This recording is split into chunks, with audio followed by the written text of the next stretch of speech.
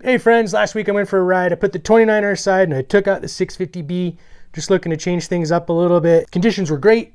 It had just rained, and prior to flying into the first corner, I just went to trim a little speed and noticed I haven't changed my brake pads in over a year.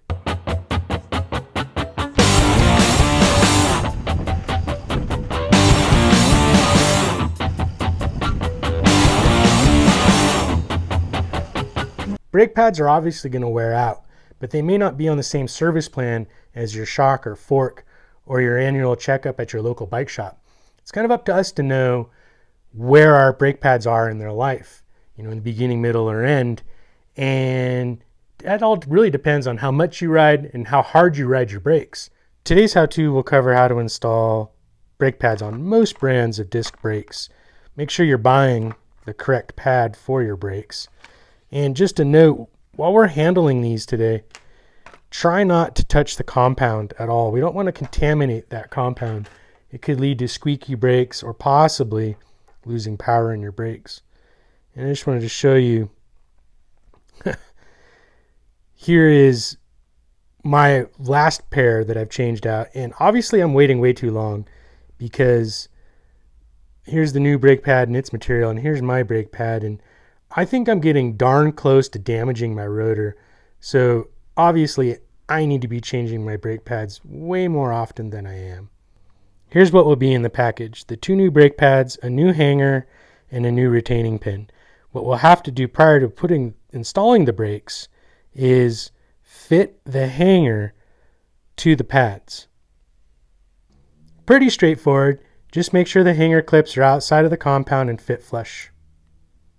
2 things real quick before we take the wheel off. Shifting to a smaller gear will make this so much easier. That, and using the assist pin on your derailleur,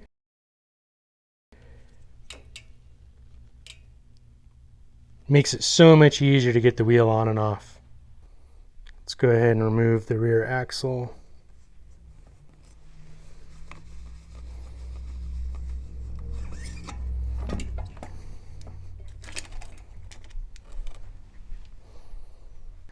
Let's go ahead and remove these brake pads. And just a note, you're going to replace the retaining pin, the hanger, and the pads with your new brake pads. So we don't need to hold on to any of this. Let's go ahead and start by removing the retaining pin.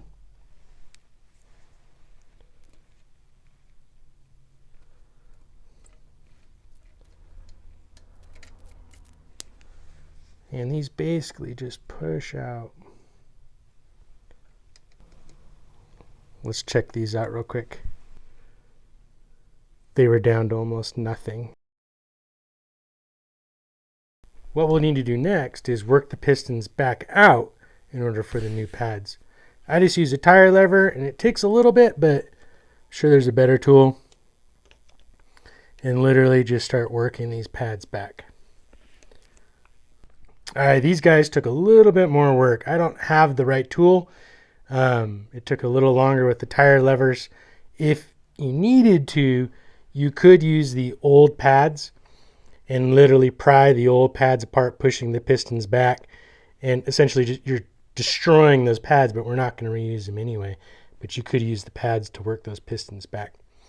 Here I've assembled the new pads, and they simply just drop in, and we will line them up. Put the retaining pin through.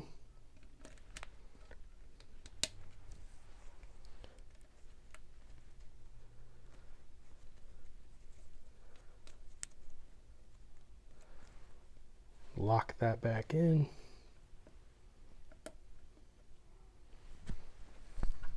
Let's put the rear wheel back on.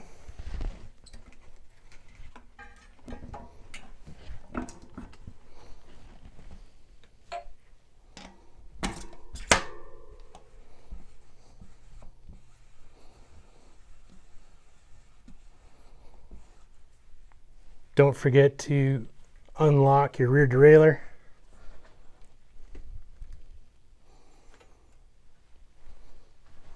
We've pushed the pistons out, so we have to remember we got to work the pistons back in.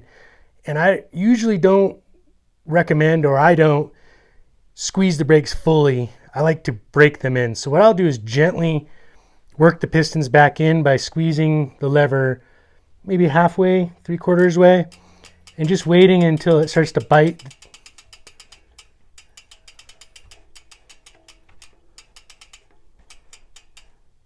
And from there, I like to wear in my brake pads. I've got a hill outside, so what I'll do is I'll ride that hill 3 or 4 times, and from top to bottom, working through the range of going from slow to stop.